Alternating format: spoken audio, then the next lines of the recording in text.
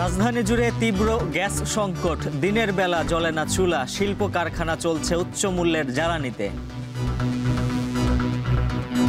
Gas পাচ্ছি না, সরকারকে 1080 টাকা বিল দিচ্ছি। এখন যদি গ্যাসের সিরিয়াল দেই তাহলে মনে করেন 2 ঘন্টার সময় 1.5 ঘন্টার সময় যাবে।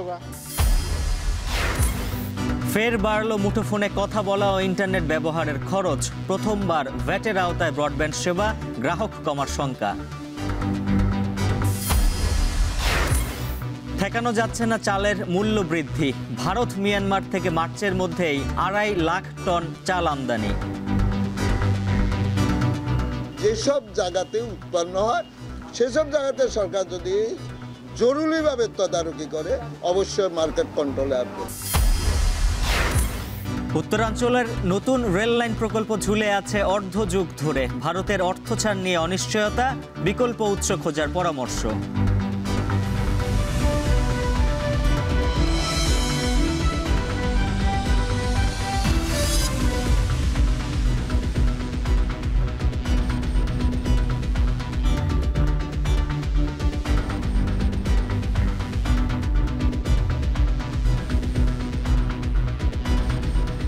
স্বাগত। এখন বাণিজ্যে পুরো আয়োজনের সাথে আছে উজ্জ্বল হাফিজ।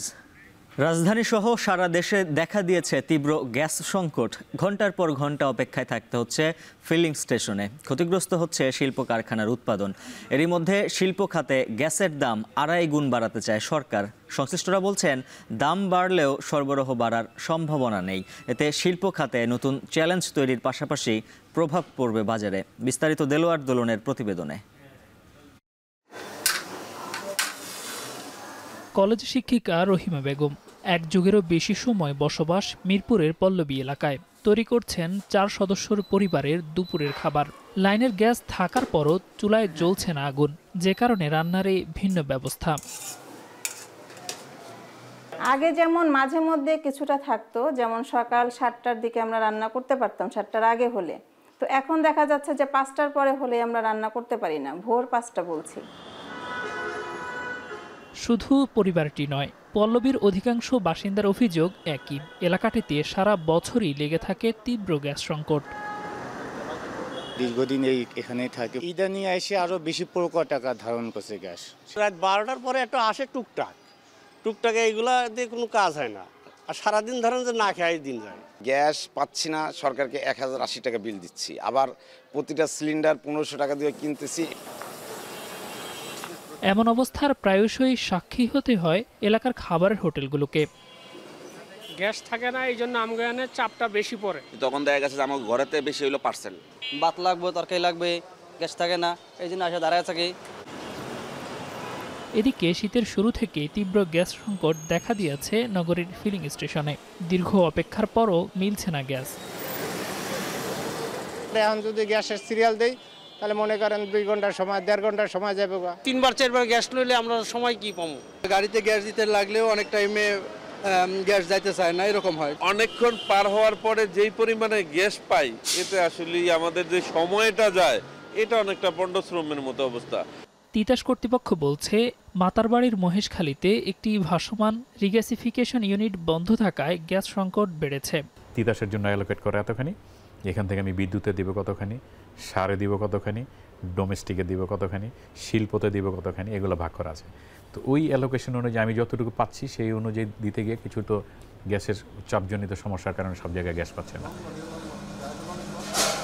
এ হাহাকার শুধু বাসাবাড়িতে নয়, শিল্প কলকারখানার ঘুরছে না চাকা। ক্রেতা ধরে রাখতে ভর্তুকি দিয়ে বিকল্প ব্যবস্থায় কারখানা চালু রাখছেন শিল্প মালিকরা। এর মধ্যে শিল্প খাতে গ্যাসের দাম 2.5 গুণ বাড়াতে চায় সরকার। আওয়ামী লীগ সরকারের আমলে নিরবিচ্ছিন্ন সরবরাহের কথা বলে দাম 150% বেশি বাড়ানো হলেও গ্যাস পায়নি শিল্প খাত। সংশ্লিষ্টরা বলছেন, দেশীয় গ্যাসের উৎপাদন ক্রমেই কমছে। আগামী 2 বছরেও নতুন টার্মিনাল চালুর সম্ভাবনা নেই। আমার গ্যাসের উৎস অনুসন্ধান হয়নি। এখনও যদি ভোলার গ্যাস এবং সাতক ইস্টের গ্যাসটাই যদি শুধু কাজে লাগানো হয়, তাহলেও 5 বছরের জ্বালানি নিরাপত্তা অর্থাৎ গ্যাসের চাহিদা কমে যায়, পূরণ করা সম্ভব। বর্তমানে দেশে গ্যাসের দিনের অনুমোদিত লোড 535 কোটি ঘনফুট। এর বিপরীতে দিনে 380 থেকে 400 কোটি ঘনফুট গ্যাসের চাহিদা রয়েছে। এর মধ্যে সর্বোচ্চ সরবরাহ করা হয় 280 থেকে 300 কোটি ঘনফুট গ্যাস। এতে ঘাটতি থাকছে দিনে 100 থেকে 120 কোটি ঘনফুট। পেট্রোবাংলার প্রস্তাবে সবচেয়ে বেশি বিপাকে পড়বে নতুন শিল্প কারখানা। এছাড়া তৈরি পোশাক ও বস্ত্র খাতের কারখানার খরচ বাড়বে, দাম বাড়বে বেকারি সহ বেশ কিছু পণ্যের, বাধাগ্রস্ত হবে নতুন বিনিয়োগ। দেলোয়ার দোলন, এখন, ঢাকা। গ্যাস সংকটে চরম দুর্ভোগে কুমিল্লার বাখরাবাদ গ্যাস ডিস্ট্রিবিউশন কোম্পানির প্রায় 5 লাখ গ্রাহক। আবাসিক, বাণিজ্যিক ও শিল্প খাতে সর্বত্রই একই ভোগান্তি। বিশেষ করে কুমিল্লা নগরী ও আশপাশের এলাকাগুলোতে এই সংকট তীব্র আকার ধারণ করেছে। 30 বছর আগে স্থাপিত পাইপলাইনে বর্তমান চাহিদা অনুযায়ী গ্যাস সরবরাহ করতে না পারায় তৈরি হয়েছে এই সংকট। এছাড়া চাহিদা অনুযায়ী গ্যাসের উৎপাদন হচ্ছে না বলেও জানিয়েছেন বাখরাবাদ কর্তৃপক্ষ। মাসুদ আলমের প্রতিবেদন, ক্যামেরায় ছিলেন বাসির আহমেদ। কুমিল্লা নগরীসহ আশপাশের এলাকায় তীব্র গ্যাস সংকট। ভোর থেকে রাত অবধি বেশিরভাগ এলাকায় চুলায় জ্বলছে না আগুন। গেল 1 মাস ধরে কুমিল্লা নগরীর নূরপুর, সংগ্রাস, চকবাজার, চাঁদপুর, শুভপুর সহ বেশিরভাগ এলাকায় গ্যাসের এই সংকট চরমে। রান্নার সময় গ্যাস না থাকায় সিলিন্ডার গ্যাস আর মাটির চুলায় রান্না করতে বাধ্য হচ্ছেন গৃহিণীরা। একই অবস্থা হোটেল রেস্তোরাঁগুলোতেও। সেখানেও গ্যাসের সংকট তৈরি হওয়ায় লোকসানে ব্যবসায়ীরা। গ্যাসে রান্নতে পারি না, গরম হোক শীত হোক। আমরা রাতের 5টার সময় গ্যাস, যা রাতের 12টার সময় গ্যাস। আমরা রান্ধতে পারি কোনো খাইতে পারি না, গ্যাস বিল ঠিকই দিই। এই লাকড়ি দিয়ে রান্না করতেছি, এদিকের থেকে খুঁজে আনি, এদিকের থেকে গাছ কাটে আনি, এইভাবে আর কি রান্না করতেছি। আমাদের কষ্ট হয়। 4টার সময় শুরু করে ফাঁক করনে, এরপরে রান্না বাড়ি করে সেটাতে তাড়াতাড়ি করে এই ফালাইরা আর কি। সকালবেলা আমাদের সবজি, ডাউল, বিরিয়ানি, সুপা, এটা ফাঁক করে দিও পরোটা। তো স্পিড কমে যায়, স্পিড কমার কারণে কাস্টমার থাকে, পর্যাপ্ত পরিমাণ সাপ্লাই দিতে পারি না আমরা। এদিকে কুমিল্লার বিসিক শিল্পনগরী, ইপিজেড সহ জেলার ছোট বড় বিভিন্ন শিল্প কারখানায় উৎপাদনে পড়েছে নেতিবাচক প্রভাব। বাখরাবাদ গ্যাস ডিস্ট্রিবিউশন কোম্পানির আবাসিক, বাণিজ্যিক এবং শিল্প খাতের 5 লক্ষাধিক গ্রাহক একই ভোগান্তিতে। বাখরাবাদ গ্যাস ডিস্ট্রিবিউশন কোম্পানি কর্তৃপক্ষ বলছে, কুমিল্লা সহ 6 জেলায় আবাসিক, সিএনজি ফিলিং স্টেশন, বিসিক শিল্পনগরী, ইপিজেড, সার কারখানা, ছোট বড় শিল্প প্রতিষ্ঠান ও বিদ্যুৎ স্টেশন কেন্দ্র সহ বিভিন্ন খাতের গ্রাহক রয়েছে। দিন দিন গ্যাসের চাহিদা বাড়লেও উৎপাদন বাড়ছে না। সরবরাহের ঘাটতির কারণেই হয়তো বা কিছু কিছু জায়গায়, বিশেষ করে ডাউন স্ট্রিমে হয়তো বা স্বল্পচাপ পরিস্থিতি বিরাজ করে। আর শীতকালে বেশি হয়, আপনার জানেন পাইপলাইনে হাইড্রেন্টের বিষয় হয়। জায়গার সহায়তায় একটা করতে চাচ্ছি যে পাইলট তারা একটু করে দেখবে যে কোন জায়গাটায় আমাদের আসলে রিহ্যাব করা দরকার পাইপলাইন। সেই পরিকল্পনা রয়েছে, আমাদের গ্র্যাজুয়ালি একটা রিহ্যাব করবো, যেহেতু বাজেটের বিষয় তো রয়েছে। গ্যাসের সংকট নিরসনে বিভিন্ন সময় অবৈধ সংযোগ বিচ্ছিন্ন এবং পাইপলাইন অপসারণেও কমছে না অপরাধীদের দৌরাত্ম্য। মাসুদ আলম, এখন, কুমিল্লা। গত বাজেটের পর 6 মাস না যেতে আবারও বাড়ানো হলো মুঠোফোনে কথা বলা ও ইন্টারনেট ব্যবহারের খরচ। এবার প্রথমবারের মতো ভ্যাট বসানো হয়েছে ব্রডব্যান্ড সেবার উপরেও। এতে চরমভাবে গ্রাহক সংকটে পড়তে পারে খাত। বিশেষজ্ঞরা বলছেন, গ্রাহক না বাড়লে কেবল ভ্যাট বৃদ্ধির কারণে ক্ষতির মুখে পড়বে প্রযুক্তি খাতের শিল্প। আর জানাচ্ছেন নাজমুস সাকিব।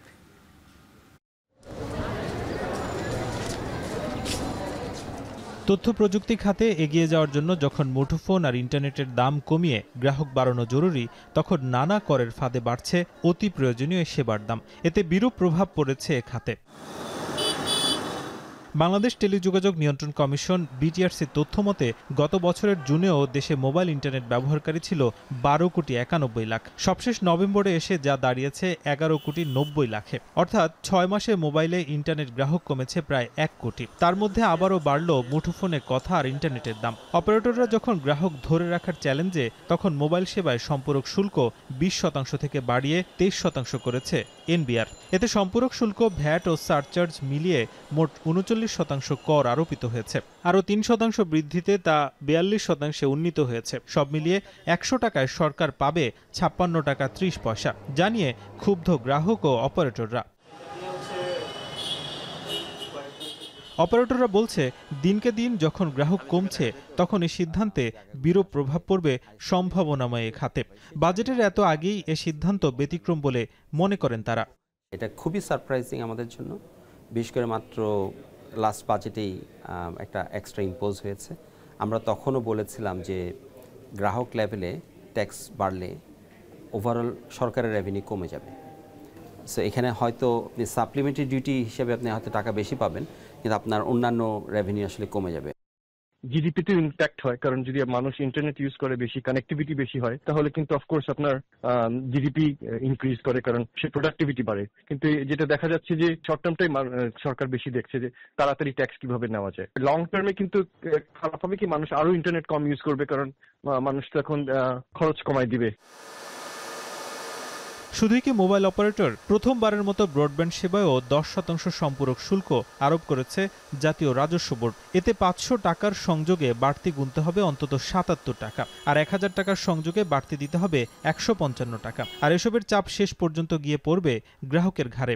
এর মধ্যে আইএসপিএবি সভাপতি ইমদাদুল হক জানিয়েছেন, সরকার সিদ্ধান্তে অটল থাকলে আগামী মাস থেকেই নতুন বিল গ্রহণ করতে বাধ্য হবেন তারা। আপনার 1000 টাকার প্যাকেজ যেটা আছে, 1000 টাকার প্যাকেজ সেটা হয়ে যাচ্ছে 1155 টাকা, তার মানে 155 টাকা সেখানে অ্যাড হচ্ছে। ব্রডব্যান্ড পেনিট্রেশন যেটা আছে, ব্রডব্যান্ড পেনিট্রেশন এখানে একটু বাধাগ্রস্ত হবে। এখানে একটু না, আমি বলবো যে ভালোভাবে বাধাগ্রস্ত হবে। যে আইটিসি কিন্তু গভর্নমেন্ট বন্ধ করে দিয়ে। বাংলাদেশ মুঠোফোন গ্রাহক অ্যাসোসিয়েশনের সভাপতি মহিউদ্দিন আহমেদ বলেন, গ্রাহক বৃদ্ধির দিকে নজর না দিয়ে শুধুমাত্র 1000 কোটি টাকা ট্যাক্স আদায় বিফলে যেতে পারে সরকারের জন্য। তাই বিষয়টি নিয়ে আবারও ভাবার জন্য অনুরোধ তার। ব্যাকএন্ডে আমি কিন্তু অনেক সুবিধা জনগণের এই সেবার মাধ্যমে আদায় করতে পারি। তাহলে দেখতে হবে জনগণের কাছে শুধু ট্যাক্সই আদায় করছি না, জনগণকে এই সেবা দেওয়ার মাধ্যমে জনগণের কাছ থেকে কিন্তু বিপুল পরিমাণ রাজস্ব আমি আদায় করছি। এই মুহূর্তে আরও 10% কর কমিয়ে দিয়ে নামমাত্র মূল্যে একটি ডিভাইস প্রদান করে প্রত্যেককে ইন্টারনেটে কানেক্টিভিটির মধ্যে সরকারকে আনা। মোবাইল ফোন যারা ব্যবহার করেন সেই সব গ্রাহকদের উপর 5% সম্পূরক শুল্ক বাড়িয়ে 2024-25 অর্থ বছরে সেটা 20% করা হয়েছিল, এবং সব মিলিয়ে সেটা 39% পর্যন্ত গ্রাহকদের টানতে হতো। এবং এটা নিয়ে যেমন নানা ধরনের সমালোচনা ছিল, প্রায় 5 থেকে 6 মাস না যেতে আবারও যদি 3% বাড়ানো হয়েছে, এতে অনেকটাই ভোগান্তি বাড়বে গ্রাহকদের মুঠোফোন ব্যবহারে। বিশেষজ্ঞরা বলছেন, যদি গ্রাহক বাড়িয়ে সম্পূরক শুল্ক সহ অন্যান্য যে শুল্ক রয়েছে সেটা কমানো যায়, তাহলে এতে আরও স্বাচ্ছন্দ্য বাড়বে। নাজমুস তাকিব, এখন, ঢাকা। চট্টগ্রাম বন্দরে বিভিন্ন দেশ থেকে চাল বোঝাই জাহাজ আসতে শুরু করেছে। দুটি জাহাজে ভারত থেকে 52,000 টনের পর এবার মিয়ানমার থেকে আসছে আরও 1 লাখ টন চাল। পাকিস্তান থেকেও প্রায় 50,000 টন চাল আমদানির প্রক্রিয়া চলছে। সব মিলিয়ে ফেব্রুয়ারি-মার্চের মধ্যেই 2.5 লাখ টন চাল আমদানি করছে অন্তর্বর্তী সরকার। তবে সরকারি পর্যায়ে বিপুল আমদানি, শুল্ক প্রত্যাহার, ব্যাংক মার্জিন কমানো সহ নানা পদক্ষেপের পরও লাগামহীনভাবে বাড়ছে চালের দাম। এজন্য অসাধু ব্যবসায়ীদের চাল মজুত ও সরবরাহ ব্যবস্থায় সরকারের নিয়ন্ত্রণ না থাকাকে দুষছেন ব্যবসায়ীরা। বিস্তারিত জানাচ্ছেন হাজিরা শিউলি। গত অর্থ বছরে দেশে চাল আমদানিতে শুল্ক কর ছিল 63%। দাম সহনীয় রাখা ও চাল আমদানি উৎসাহিত করতে 2 মাস আগে শুল্ক কর পুরোপুরি তুলে নেয় সরকার। এরপরও বেসরকারিভাবে চাল আমদানি বাড়েনি সেভাবে, তাই মজুদ বাড়ানো এবং দামে লাগাম টানতে 6 লাখ মেট্রিক টন চাল আমদানির সিদ্ধান্ত নেয় অন্তর্বর্তীকালীন সরকার। গত 26শে ডিসেম্বর ভারত থেকে প্রথম চালানে 24,690 টন চাল আসে চট্টগ্রাম বন্দরে। শনিবার আরও 27,000 মেট্রিক টন চাল নিয়ে ভারত থেকে আসছে দ্বিতীয় চালান। চলতি সপ্তাহে মিয়ানমার থেকে প্রায় 25,000 টন আতপ চাল নিয়ে চট্টগ্রাম বন্দরের জেটিতে ভিড়বে আরও 2টি জাহাজ।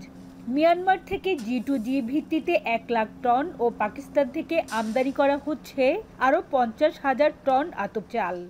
6 লক্ষ টন যেটা অনুমোদন হয়েছে, তার মধ্যে মায়ানমার থেকে আসবে 1 লক্ষ টন। তাদের প্রথম জাহাজ আসবে 14 তারিখে, এবং বাকি মালগুলো আছে ইন্ডিয়া থেকে। ইন্ডিয়া থেকে আমাদের এ পর্যন্ত প্রায় 2.5 লক্ষ টনের চুক্তি সই হয়ে গেছে, সে আমদানি হচ্ছে। তবে সরকারিভাবে বিপুল পরিমাণ চাল আমদানি হলেও আগ্রহ নেই ব্যক্তি পর্যায়ে আমদানিকারকদের। চট্টগ্রাম কাস্টমস হাউজের হিসেবে গত 6 মাসে চট্টগ্রাম বন্দর দিয়ে মোট চাল আমদানি হয়েছে 25,000 টন।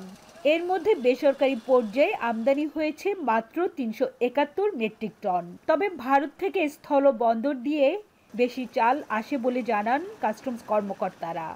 সরকার আরো স্মুথলি যদি এক্ষেত্রে মিনিস্ট্রি যদি আরো সহজীকরণ করে তাহলে হয়তো সাধারণ আমদানিকারক এক্ষেত্রে আগ্রহী হয়ে উঠতে পারেন বলে মনে হয়। যেহেতু সরকার বাল্ক আইটেমে বিশাল আকারে চালান এনেছে, এই জন্য জাহাজের মাধ্যমে এখান দিয়ে কাস্টমার চট্টগ্রামের মাধ্যমে প্রায় 24,490 টন চাল গত মাসে এসেছে এবং সামনেও আরও কয়েকটি চালান পেন্ডিং আছে। ইনশাল্লাহ বাংলাদেশের যে ভোগ্যপণ্যের বাজারে চালের কোনো সংকট হবে না। পাইকারি চাল ব্যবসায়ীদের অভিযোগ, বাজারে চালের সরবরাহে ঘাটতি না থাকলেও দাম বাড়ছে দফায় দফায়। অসাধু ব্যবসায়ীরা বিপুল চাল মজুত করলেও সরকারি সংস্থাগুলোর নজরদারি না থাকায় তারা পার পেয়ে যাচ্ছে। তো চাল তো সংকট নাই, কেন দাম বাড়ছে? এটা সরকার যদি ধানের মুকাম বা নর্থ বেঙ্গলে যেসব জায়গাতে উৎপন্ন হয় সেসব জায়গাতে সরকার যদি জরুরিভাবে তদারকি করে অবশ্যই মার্কেট কন্ট্রোলে আসবে। গত 2 সপ্তাহের মধ্যে বাজারে চালের দাম বেড়েছে প্রতি বস্তায় 150 থেকে 200 টাকা। হাজেরা শিউলি, এখন চট্টগ্রাম। উত্তরাঞ্চলের নতুন রেল লাইন প্রকল্প ঝুলে আছে অর্ধযুগ ধরে। যমুনা রেল সেতুর কাজ শেষ হলেও শুরুই হয়নি রংপুরের কাউনিয়া থেকে পার্বতীপুর থেকে বগুড়া থেকে সিরাজগঞ্জ রেল রুটের কাজ। ঋণ চুক্তি অনুযায়ী ভারত অর্থ ছাড় না করায় এসব প্রকল্পে দেখা দিয়েছে অনিশ্চয়তা। কয়েক দফা সময় বাড়িয়ে প্রকল্পের মেয়াদ শেষ হলেও দৃশ্যমান হয়নি কোনো কাজ। এ অবস্থায় অর্থায়নের বিকল্প উৎস খোঁজার পরামর্শ বিশেষজ্ঞদের। মোকাররম হোসাইনের প্রতিবেদন, ছবি তুলেছেন আশিকুর রহমান ও মুহসিন আলী। দৃশ্যমান যমুনা রেল সেতু, চলছে শেষ সময়ের ঘষামাজা। বিশ্বমানের প্রযুক্তি, আধুনিক প্রকৌশল ব্যবহার আর প্রায় 16,000 কোটি টাকা নির্মাণ ব্যয়। সব মিলিয়ে দেশের অন্যতম বড় এ স্থাপনা ঘিরে চওড়া হয়েছিল দেশের উত্তর জনপদের মানুষের স্বপ্ন। পুরোদমে চালু হলে সেতুটি ব্যবহার করে উত্তরাঞ্চল থেকে প্রতিদিন চলাচল করতে পারবে 38টি ট্রেন। 2016 সালের ডিসেম্বরে একনেকে অনুমোদন আর 2020-এর নভেম্বরে ভিত্তিপ্রস্তর স্থাপন করা হয় এই রেল সেতুর। প্রকল্পের সমীক্ষায় বলা হয়েছিল নির্মাণ শেষে উত্তরের সঙ্গে ঢাকার রেল যোগাযোগে দূরত্ব কমবে, বাঁচবে সময়, সাশ্রয় হবে যাত্রীদের অর্থ। পরিকল্পনায় ছিল সেতুটির সুবিধা পেতে উত্তরাঞ্চল থেকে বগুড়া হয়ে সিরাজগঞ্জ রুট দিয়ে ঢাকায় ঢুকবে ট্রেনগুলো। দূরত্ব কমবে 100 কিলোমিটারের উপরে। শুধু তাই নয়, এ রুটে বিভাগীয় শহর রংপুরকেও যুক্ত করার কথা পরিকল্পনায় বলা হয়েছিল। তবে জাপানের প্রতিষ্ঠান জাইকার সহায়তায় যমুনা রেল সেতুর নির্মাণ কাজ প্রায় 100% শেষ হলেও মুখ থুবড়ে পড়েছে উত্তরা রেলপথ তৈরির কাজ। কাজের দৃশ্যমান অগ্রগতি 0% প্রায়। কিন্তু কেন? প্রকল্প সূত্র বলছে, যে দুটি রেল রুটের কাজ ঝুলে আছে সেখানে অর্থায়নের জন্য ভারতের সঙ্গে চুক্তি ছিল, যার একটি বগুড়া সিরাজগঞ্জ ডুয়েল গেজ রেলপথ প্রকল্প। এছাড়া যমুনা রেল সেতু প্রকল্পের সঙ্গে প্রাসঙ্গিক রেল রুট পার্বতীপুর থেকে কাউনিয়া 57 কিলোমিটার রেলপথ মিটার গেজ থেকে তা ডুয়েল গেজে রূপান্তর প্রকল্প। 2018 সালের জানুয়ারিতে 6 বছর মেয়াদি প্রকল্প অনুমোদন হলেও নেই কোনো অগ্রগতি। ভারত ও বাংলাদেশের যৌথ অর্থায়নে 1,683 কোটি টাকার এই প্রকল্পে লাইন অফ ক্রেডিটের আওতায় ভারতের দেবার কথা ছিল 1,376 কোটি টাকা। কিন্তু কেবল চুক্তি করে অর্থ ছাড় না দেয় 2022 সালের 25 আগস্ট কেবল ভারতীয় পরামর্শক প্রতিষ্ঠানকে নিয়োগ দিয়েই দায় সেরেছে গেল সরকার। বাস্তবতা হলো প্রকল্পের মেয়াদ ফুরিয়ে গেলেও এখনো শুরুই হয়নি নির্মাণ কাজ। আর বগুড়া সিরাজগঞ্জ রেলপথের কাজ 2018 সাল থেকে ঝুলে আছে কেবল জমি অধিগ্রহণ প্রক্রিয়ায়। ইন্ডিয়ান ফাইন্যান্সের প্রজেক্ট, তো এটা একটু স্লো গোয়িং হবে আর ডিটেল ডিজাইন ফেজে আছে আর কি। ডিটেল ডিজাইন পেলে, ডিটেল ডিজাইন এন্ড এস্টিমেট পেলে তারপরে মূল টেন্ডারে যাবে, তারপর ঠিকাদারি প্রতিষ্ঠান অ্যাপয়েন্টমেন্ট হলে সেই অনুযায়ী তারা কাজ করবে। লাইন অফ ক্রেডিট বা এলওসি ঋণের শর্তে বলা হয়েছে সব প্রকল্পের 75% অর্থায়নই হবে ভারত থেকে আর 25% দেবে বাংলাদেশ সরকার। তবে এখানেও প্রকল্পের 75% পণ্য সেবায় ভারত থেকে আমদানি করতে হবে মর্মে শর্ত জুড়ে দেয় ভারত সরকার। আওয়ামী লীগ সরকারের সব শর্ত মেনে নেওয়ার পরও বাংলাদেশ রেলওয়ের সব প্রকল্পে ভারতীয় অর্থায়ন নিয়ে দেখা দিয়েছে অনিশ্চয়তা। দেশের রাজনৈতিক আদর্শ, মুক্তিযুদ্ধের আদর্শ কিংবা হচ্ছিল আমার উন্নয়নের আদর্শকে আমি জলাঞ্জলি দিতে পারি, এই ধরনের কোনো যদি প্রকল্প নেওয়া হয় সেই ক্ষেত্রে কিন্তু সেটা একদিকে রাষ্ট্রের ক্ষতি হয় আর একদিকে রাজনৈতিক অসন্তুষ্টি তৈরি হয়। সরাসরি যেতে পারি না, আমাদেরকে রংপুর থেকে আবার একটা ছোট ট্রেন করে পার্বতীপুর অথবা সৈয়দপুর এই সমস্ত জায়গায় গিয়ে আমাদের ওই জায়গাগুলোতে যেতে হচ্ছে। তো এইটা তো একটা বিশাল ব্যারিয়ার। রংপুর যদি আমরা একটা বিভাগীয় শহর হিসাবে কল্পনা করি, তাহলে সেখানে যোগাযোগের ক্ষেত্রে সেই ধরনের ফ্যাসিলিটি তাকে দিতে হবে। বিশেষজ্ঞরা বলছেন, আওয়ামী লীগ সরকারের পতনের পর প্রকল্পের কাজে ভারতের হাত পা গুটিয়ে নেওয়ার মানসিকতা প্রতিবেশী সুলভ নয়। এছাড়া রেলওয়ে সূত্র বলছে, প্রকল্পে কেনাকাটা, সমীক্ষা, অর্থব্যয় মূল্যায়নে ভারত নতুন করে কিছু শর্ত আরোপের কথা জানিয়েছে। তাহলে বাংলাদেশের জন্য কি হতে পারে বিকল্প সমাধান, জানতে চেয়েছিলাম সাবেক এই রাষ্ট্রদূতের কাছে। যে কোনো কারণেই হতে পারে তাদের সিদ্ধান্ত, সেক্ষেত্রে আমরা এই চুক্তিটা থেকে বেরিয়ে এসে আমরা মিউচুয়ালি এগ্রি করলাম যে ঠিক আছে এই চুক্তিটা আর কার্যকর থাকলো না, তখন আমরা তৃতীয় কোনো পক্ষ, জাপান হতে পারে, এডিবি হতে পারে, অন্য যে কেউই এই ধরনের সহায়তা করতে আগ্রহী, তাদের সাথে কথা বলে আমরা এই প্রকল্প বাস্তবায়নের দিকে এগিয়ে যেতে পারি। মোকাররম হোসাইন, এখন রংপুর। ঘন কুয়াশার কারণে পাটুরিয়া দৌলতদিয়া নৌ রুটে ফেরি চলাচল বন্ধ রয়েছে। মাঝ নদীতে আটকা পড়েছে ফেরি। এ নিয়ে আরও জানাতে ঘাট থেকে যুক্ত আছেন সহকর্মী আসাদ জামান। আসাদ, জানাবেন মাঝ নদীতে আটকা পড়া ফেরি উদ্ধারে কি ব্যবস্থা নেওয়া হয়েছে, আর ফেরি চলাচলের শুরুর ব্যাপারে কর্তৃপক্ষ কি বলছে?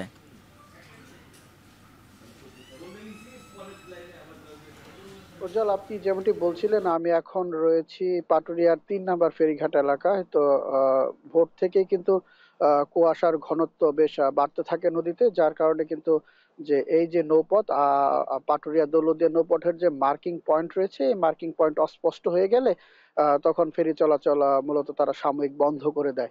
কারণ এই যে পুরো নদীতে কিন্তু যে মার্কিং পয়েন্ট রয়েছে, এই মার্কিং পয়েন্টের যখন কুয়াশার কারণে দেখা না যায়, তখনই যারা চলাচল করে ফেরিগুলো তখন সামনের দিকে এগোতে না পারলে তারা নোঙর করে রাখে। তো এখন পর্যন্ত পাটুরিয়া এবং দৌলতদিয়া নৌপথে একটি ফেরি মাঝ নদীতে নোঙর করে রাখা হয়েছে। সেখানে থেকে জানানো হয়েছে যে আসলে সামনের দিকে তাদের আগানো সম্ভব হচ্ছে না, কারণ কুয়াশার মাঝ নদীতে এখনো কুয়াশার তীব্রতা বেশ রয়েছে বলে আমাদেরকে টিসি কর্তৃপক্ষ জানিয়েছেন।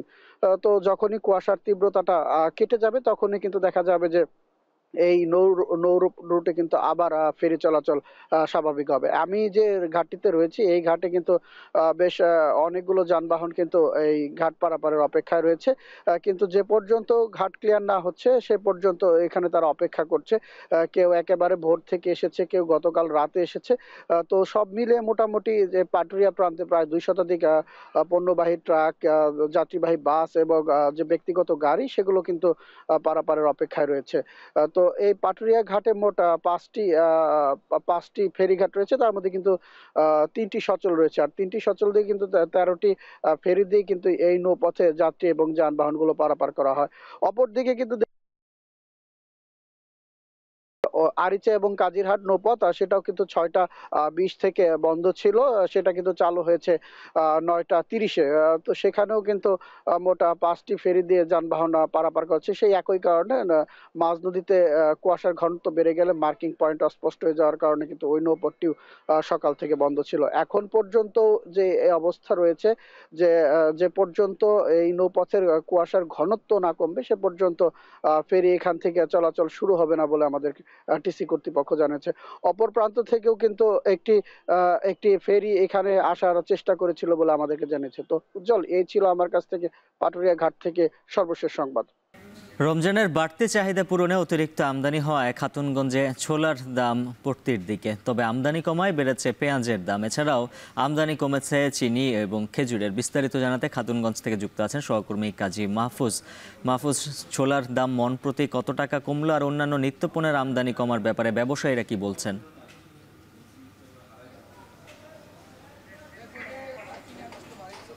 উজ্জ্বল ঠিকই বলেছেন, আমদানি বাড়ার কারণেই রমজানের যে অতি প্রয়োজনীয় ভোগ্যপণ্য হচ্ছে ছোলা, তার সরবরাহ বাড়ায় আমরা দেখতে পাচ্ছি 1 মাসের ব্যবধানে মন প্রতি প্রায় 600 টাকা পর্যন্ত কমে এসেছে ছোলার দাম। আমি একটু তথ্য দিয়ে রাখি, গেল অর্থ বছর অর্থাৎ 2023-24 অর্থ বছরে ছোলা আমদানি হয়েছিল 13,169 টন, আর পরবর্তী অর্থ বছর অর্থাৎ 24-25 অর্থ বছরের প্রথম 6 মাসে আমরা দেখেছি ছোলা আমদানি হয়েছে 30,350 টন। সে জায়গায় দেখা যাচ্ছে প্রায় 17,000 টন ছোলা বেশি আমদানি হয়েছে, যার কারণে আমরা দেখতে পাচ্ছি বাজারে তার প্রভাবটি পড়েছে, ইতিবাচক প্রভাব পড়ছে, দাম কমে আসতে শুরু করেছে।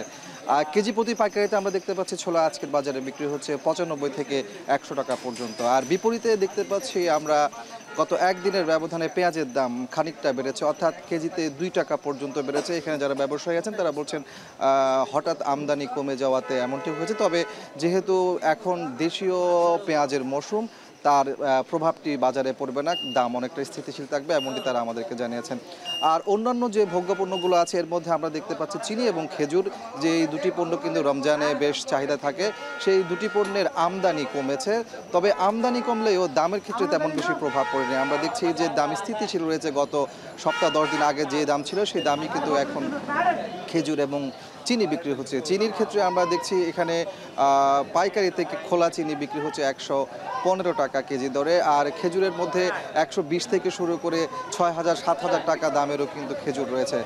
আমদানি খেজুর এবং চিনি আমদানি কম হলেও ব্যবসায়ীরা বলছেন যেহেতু আমদানি শুল্ক কমিয়ে দেওয়া হয়েছে যার কারণে দাম কমছে না, দাম অনেকটা নিম্নমুখী। তো এক্ষেত্রে আসলে এখানে যারা ব্যবসায়ী আছেন, সামনে যেহেতু রমজান 1 মাস 20 দিন পরে পবিত্র রমজান, সেই রমজানে এখন আসলে আমদানির যে ফ্লোটি রয়েছে সেটা যদি স্বাভাবিক থাকে তাহলে রমজানের দাম বাড়বে না এবং কমে আসবে। তো এই ছিল আমার কাছে চট্টগ্রামের খাতুনগঞ্জ থেকে ছোলা, খেজুর, চিনি সহ অন্যান্য যে ভোগ্যপণ্যগুলো রয়েছে সেই ভোগ্যপণ্যগুলোর সরবরাহ চেইন, একই সাথে দাম এবং এর প্রভাব নিয়ে সবশেষ তথ্য। উজ্জ্বল। বগুড়ার মহাস্থান পাইকারি বাজারে সবজির সরবরাহ বেড়েছে, ফলে আগের তুলনায় দাম কমেছে অনেকটাই। সবজির দরদাম নিয়ে বিস্তারিত জানাতে যুক্ত আছেন সহকর্মী মাজেদুর রহমান। মাজেদ, মহাস্থান পাইকারি বাজারের দাম কমায় খুচরা বাজারে কেমন প্রভাব পড়েছে শাকসবজির, জানাবেন?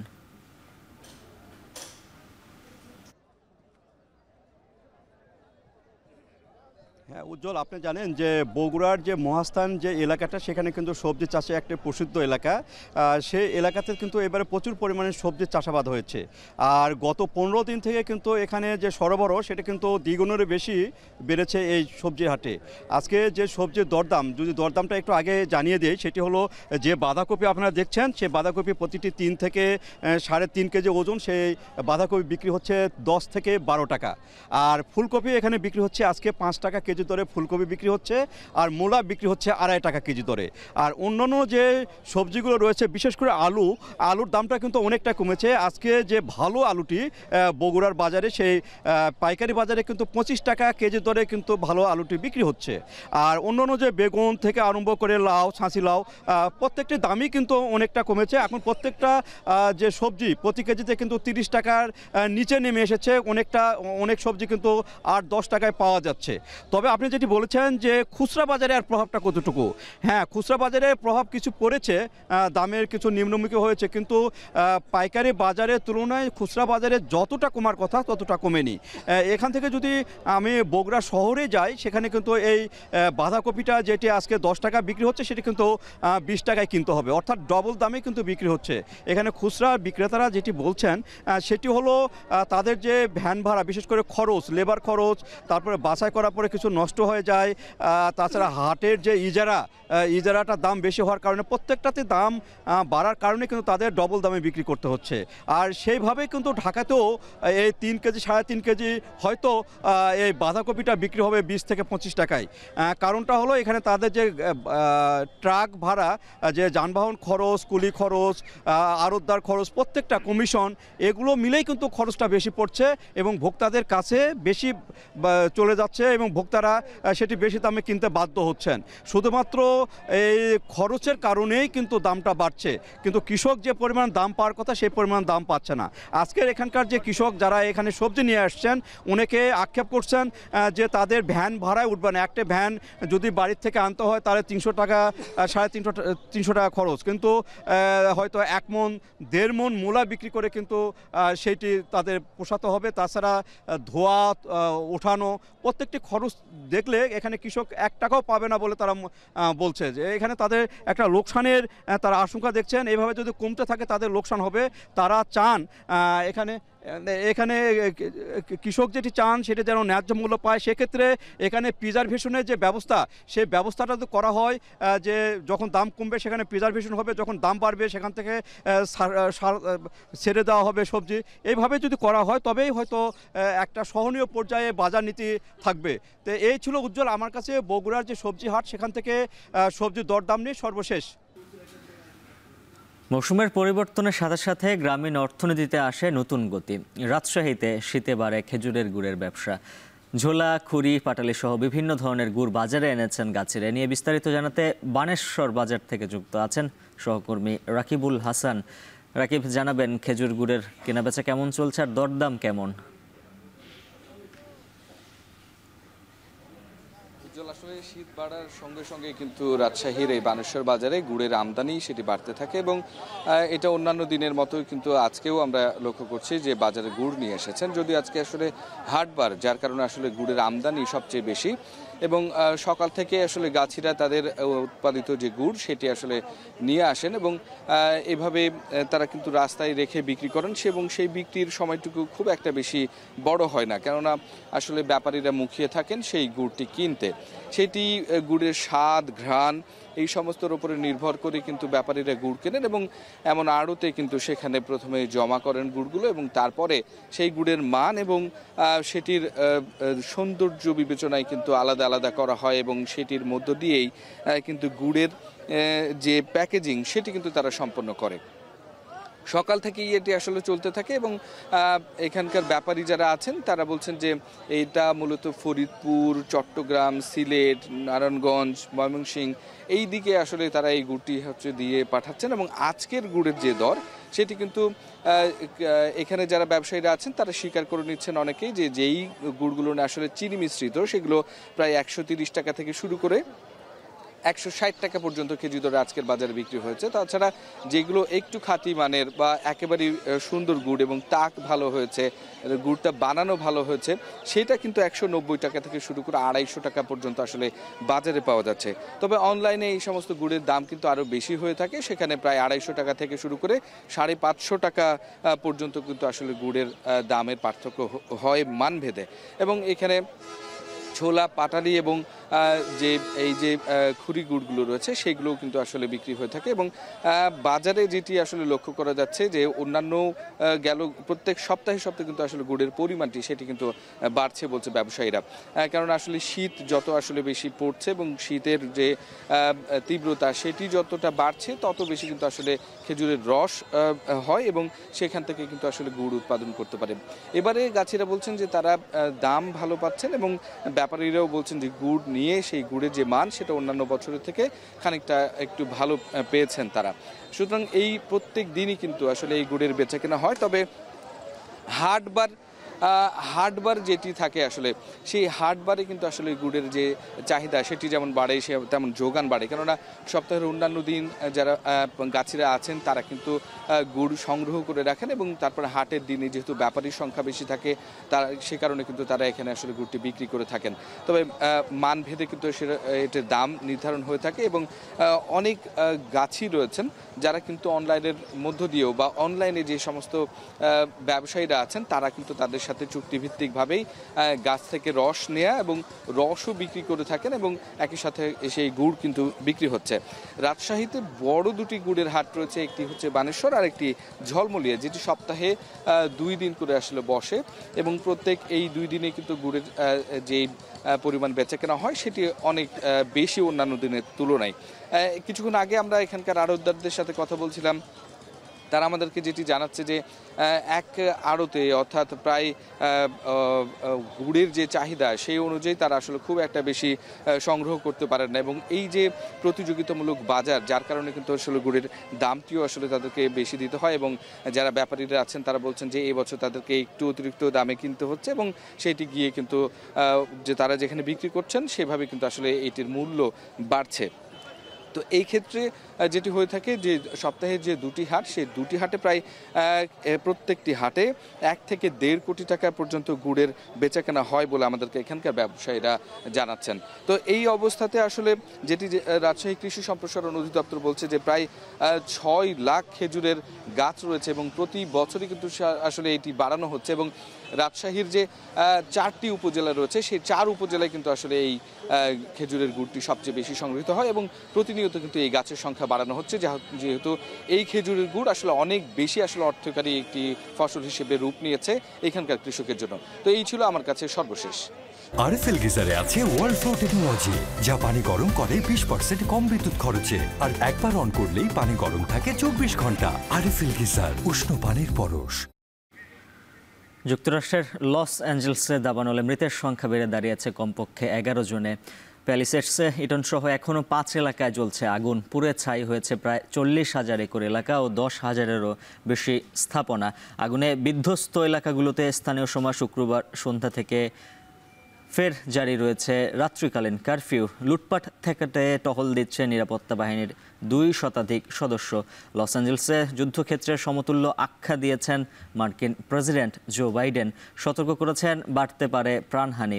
আবহাওয়ার পূর্বাভাসে বলা হচ্ছে যে কোনো মুহূর্তে আবারও তীব্র বাতাস শুরু হতে পারে। দাবানল পরিস্থিতির আরও অবনতির আশঙ্কায় এখনও জারি রয়েছে লাল পতাকা সতর্কতা। এদিকে আগুন নেভাতে পর্যাপ্ত পানির ব্যবস্থা না হওয়ায় ঘটনা তদন্তের নির্দেশ দিয়েছেন ক্যালিফোর্নিয়া গভর্নর। মঙ্গলবার থেকে শুরু হওয়া দাবানলে কেনেথ হার্স্ট ও লিডিয়ায় 35 থেকে 75% আগুন নিয়ন্ত্রণে এসেছে। 4 দিনে আগুনে বিধ্বস্ত প্রায় প্যালিসেডসে মাত্র 8% এবং ইডনে 3% আগুন নেভানো সম্ভব হয়েছে। এখন বাণিজ্য শেষ করার আগে শিরোনামগুলো আরও একবার। রাজধানীতে তীব্র গ্যাস সংকট, অনেক এলাকায় দিনের বেলা জ্বলে না চুলা, শিল্প কারখানা চলছে উচ্চ মূল্যের জ্বালানিতে। গ্যাস পাচ্ছি না, সরকারকে 1080 টাকা বিল দিচ্ছি। এখন যদি গ্যাসের সিরিয়াল দেই তাহলে মনে করেন 2 ঘন্টার সময় 1.5 ঘন্টার সময় যাবে। ফের বাড়লো মুঠোফোনে কথা বলা ও ইন্টারনেট ব্যবহারের খরচ। প্রথমবার ভ্যাটের আওতায় ব্রডব্যান্ড সেবা, গ্রাহক কমার শঙ্কা। ঠেকানো যাচ্ছে না চালের মূল্য বৃদ্ধি। ভারত মিয়ানমার থেকে মার্চের মধ্যেই 2.5 লাখ টন চাল আমদানি।